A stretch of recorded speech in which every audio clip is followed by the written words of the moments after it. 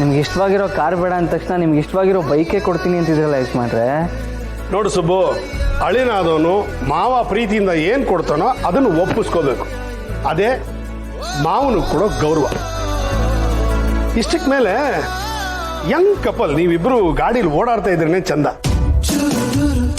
ಕಾರಲ್ಲಿ ಅಕ್ಕಪಕ್ಕ ಕೂತ್ಕೋಬೇಕು, ಬೈಕಲ್ಲಿ ಹಿಂದೆ ಮುಂದೆ ಕೂತ್ಕೊಂಡು ಜಾಲಿಯಾಗಿ ಹೋಗ್ಬೋದು. ಅಯ್ಯೋ, ನಾನು ಆ ಥರ ಎಲ್ಲ ಯೋಚನೆ ಮಾಡಿಲ್ಲ ಯಜಮಾನ್ರೆ. ನಾನೇನು ಯೋಚನೆ ಮಾಡಿದ್ದೀನೇನೋ? ಯಾವತ್ತಾದ್ರೂ ಈ ಥರ ನಾನು ನಿನ್ನ ಹತ್ರ ಮಾತಾಡಿದ್ದೀನಾ? ನೀನು ನೋಡಿದ್ಯಾ? ಏಯ್, ನಿನಗೋಸ್ಕರ ನನ್ನ ಕ್ಯಾರೆಕ್ಟರ್ ಬಿಟ್ಬಿಟ್ಟಿದ್ದೀನಿ ಕಣೋ. ಇನ್ಮೇಲಿಂದ ನಾನು ಹೀಗೆ ಇರ್ತೀನಿ, ಆದರೆ ನಾನು ಹೀಗಿರ್ತೀನಿ ಅನ್ನೋದು ಯಾರಿಗೂ ಗೊತ್ತಾಗಬಾರ್ದಷ್ಟೇ. ನಾನು ಯಾರಿಗೂ ಹೇಳಲ್ಲ ಯಜಮಾನ್ರೆ. ಶಬಾಷ್. ಇನ್ಮೇಲೆ ನಿನಗೆ ಮಾವನ ಜೊತೆಗೆ ಸ್ನೇಹಿತನೂ ಸಿಗ್ದ ಅಂತ ಅನ್ಕೋ. ಒಬ್ಬ ಯುವಕನ ಜೊತೆ ನನಗೂ ಯುವಕನಾಗೇ ಇರೋದಕ್ಕೆ ಇಷ್ಟ. ಇನ್ನು ಮುಂದೆ ನಿನ್ನ ಶ್ರಾವಣಿನ ಒಂದು ಮಾಡೋ ಜವಾಬ್ದಾರಿ ನಂದು. ಶ್ರಾವಣಿ ಪ್ರೀತಿ ನಿನಗೆ ಸಿಗ್ಲೇಬೇಕು ಕಣ. ಅದಕ್ಕೋಸ್ಕರ ನೀನು ಹೇಗೆ ನಡ್ಕೋಬೇಕು, ಯಾವ ದಾರಿಲಿ ನಡಿಬೇಕು ಅನ್ನೋದನ್ನ ನಾನು ಹೇಳ್ಕೊಡ್ತೀನಿ. ಅಂದ್ರೆ ನೀವು ನನಗೆ ದಾರಿ ತೋರಿಸ್ತೀರ ಯಜಮಾನ್ರೆ? ಬರೀ ದಾರಿ ತೋರಿಸೋದಲ್ಲ, ನಿನ್ನ ಪ್ರತಿ ಹೆಜ್ಜೆಲೂ ನಾನು ಜೊತೆಯಾಗಿರ್ತೀನಿ. ಶ್ರಾವಣಿಗೆ ನಿನಗಿಂತ ಒಳ್ಳೆ ಗಂಡು ಸಿಕ್ಕಲ್ಲ ಕಣ. ನಿಮ್ಮಿಬ್ಬರು ಮನಸ್ಸಲ್ಲೂ ತುಂಬಾ ಪ್ರೀತಿ ಇದೆ ಕಣ. ಅದಕ್ಕೆ ಸ್ವಲ್ಪ ಪಾಲಿಶಿಂಗ್ ಬೇಕು. ನನ್ನ ಮಾತು ಕೇಳ್ತಾ ಹೋಗು. ನಿಮಗೆ ನಿಮ್ಮಿಬ್ಬರಿನಲ್ಲಿ ಪ್ರಪಂಚನೇ ಮರ್ತು ಹೋಗುವಷ್ಟು ಪ್ರೀತಿ ಇದೆ ಅನ್ನೋದು ನಿಮ್ಮಿಬ್ಬರಿಗೂ ಕಾಣಿಸುತ್ತೆ. ಸರಿ ಯಜಮಾನ್ರೆ, ಹಾಗೆ ಆಗಿ. ಸರಿ, ಈ ಬೈಕ್ ತಗೊಂಡೋಗು. ಆಮೇಲೆ ಒಂದು ವಿಷಯ, ಒಬ್ಬನೇ ಸುತ್ತಕ್ಕಲ್ಲ, ಹೆಂಡತಿನ ಜೊತೆಗೆ ಕೂರಿಸ್ಕೊಂಡು ಸುತ್ತಾಡ್ಬೇಕು. ಸರಿ ಯಜಮಾನ್ರೆ.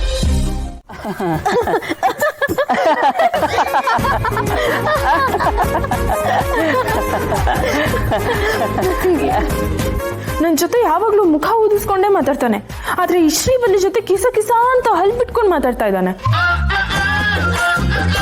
ಹಾಗಾದ್ರೆ ಸುಬ್ಬು ಈ ರೀತಿ ಬದಲಾಗಿರೋದು ಶ್ರೀವಲ್ಲಿಗೋಸ್ಕರನಾ? ಛೇ, ಹಾಗೆಲ್ಲ ಆಗಕ್ ಸಾಧ್ಯನೇ ಇಲ್ಲ. ಆದ್ರೂ ಇವ್ನು ನೇರವಾಗಿ ನನ್ನ ಹತ್ರ ತಾನೇ ಬಂದು ಮಾತಾಡ್ಬೇಕು.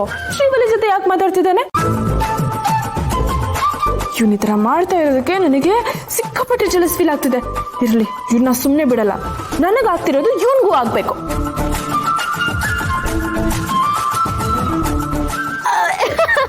ವರ್ಕೌಟ್ ಆಗ್ತದೆ ಸುಬ್ಬು, ವರ್ಕೌಟ್ ಆಗ್ತದೆ.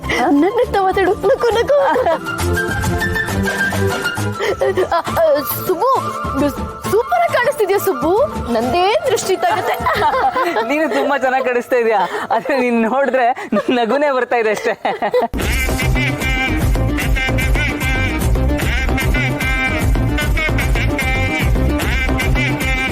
ಶ್ರವಣ್, ಎಲ್ಲಿದ್ಯಾ ನೀನು? ಬೇಗ ಈಗಿಂದೀಗ್ಲೇ ಮನೆ ಹತ್ರ ಬಾ. ನಮ್ಮಿಬ್ರನ್ನ ನೋಡಿ ಇವ್ನಿಗೆ ಜಲಸ್ ಫೀಲ್ ಆಗ್ಬೇಕು ಅಂತ ಅನ್ಕೊಂಡ್ರೆ ಇವ್ನನ್ನ ನೋಡಿ ನನಗೆ ಜಲಸ್ ಫೀಲ್ ಆಗ್ತಿದೆ. ನೀನ್ ಈಗಲೇ ಬಾ, ಈಗಲೇ ಮನೆ ಹತ್ರ ಬಾ.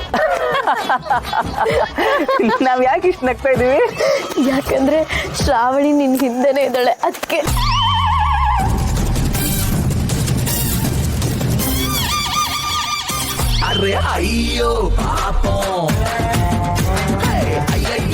ನಾನು ಇನ್ನು ನನ್ನತ್ತ ಮಾತಾಡ್ತಿರೋದು ಅವಳು ನೋಡ್ತಿದ್ದಾಳೆ. ನಿನ್ ಹೊಟ್ಟೆಗೆ ಬೆಂಕಿ ಬಿತ್ತು ಅಂತ ಹೇಳಿದೆ ನೋಡು, ಆ ಬೆಂಕಿ ಬಿಸಿನೇ ಅವಳು ತಾಗ್ತಿದೆ.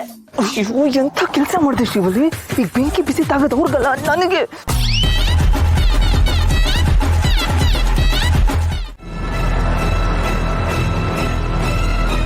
ವೀರು, ಏನ್ ಮಾತಾಡ್ತಿದ್ಯಾ ನೀನು?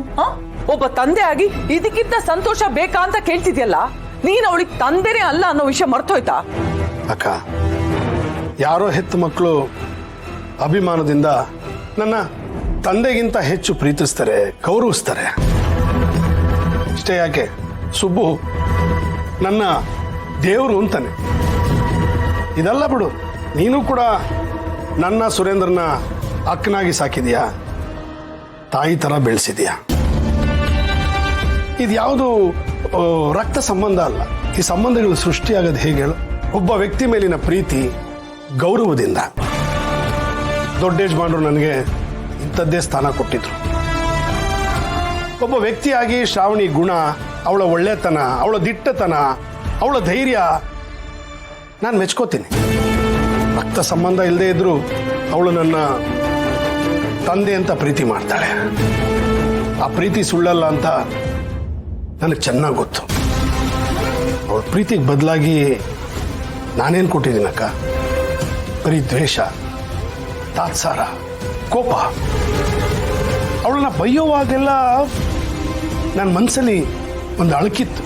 ಯಾರ್ಯಾರನ್ನೋ ಪ್ರೀತಿಯಿಂದ ಮಕ್ಕಳ ಥರ ಕಾಣ್ತೀವಿ, ಅದರಲ್ಲಿ ನಾನು ಯಾಕೆ ಶ್ರಾವಣಿಗೆ ಮಗಳ ಸ್ಥಾನ ಕೊಡಬಾರ್ದಕ್ಕ? ಮುಗಿತು, ಎಲ್ಲ ಮುಗಿತು. ನಾನಿಷ್ಟೊತ್ತು ಎಣೆದಿದ್ದ ಬಲೆಗೆ ಒಂದೇ ಸಲ ಬೆಂಕಿ ಬಿದ್ದೋಯ್ತು. ಇಲ್ಲ, ವೀರುಗೆ ಶ್ರಾವಣಿ ಬಗ್ಗೆ ಪ್ರೀತಿ ಆಗ್ಲಿ ಅನುಕಂಪ ಆಗ್ಲಿ ಬರಬಾರ್ದು. ಏನ್ ಮಾತಾಡ್ತಿದ್ದೀಯ ವೀರು ನೀನು? ಇಷ್ಟು ವರ್ಷ ನೀನು ಅನುಭವಿಸಿದ ನೋವೆಲ್ಲ ಏನಾಯ್ತು? ಅವ್ರ ತಾಯಿಯಿಂದ ನಿನಗೆ ಎಷ್ಟು ಅವಮಾನ ಆಗಿದೆ, ನಿನ್ ಪ್ರೀತಿಗೆ ದ್ರೋಹ ಆಗಿದೆ, ನಿನ್ ಜೀವನ ನರಕ ಆಗಿದೆ. ಅದಕ್ಕೆಲ್ಲ ಉತ್ತರನೇ ಇಲ್ವಾ? ಯಾರೋ ಮಾಡಿದ ತಪ್ಪಿಗೆ ಯಾರಿಗೋ ಶಿಕ್ಷೆ ಕೊಡೋದು ನ್ಯಾಯನಾಕ? ಶ್ರಾವಣಿನ ನಾನು ಮೊದಲಿಂದ ದ್ವೇಷ ಮಾಡಿಲ್ಲ.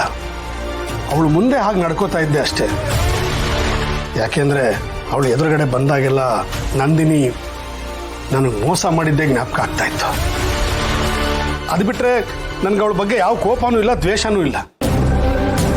ಈಗ ಶ್ರಾವಣಿಗೆ ಮದುವೆ ಆಗಿದೆ, ಗಂಡನ ಮನೆಗೆ ಹೋಗಿದ್ದಾಳೆ. ಅವಳು ತವರು ಅಂತ ಇಲ್ಲಿಗೆ ಬರ್ಬೇಕಲ್ಲಕ್ಕ? ತಂದೆ ಅಂತ ನನ್ನನ್ನೇ ಕರಿಬೇಕಲ್ಲ? ಅದಕ್ಕಾದ್ರೂ ಮಗಳ ಸ್ಥಾನ ಕೊಡ್ಲೇಬೇಕಲ್ಲಕ್ಕ? ನಾನು ಮಗಳ ಸ್ಥಾನ ಕೊಟ್ಟಿದ್ದೇನೆ ಹೊರತು ಮಗಳು ಅಂತ ಒಪ್ಕೊಂಡಿಲ್ಲ.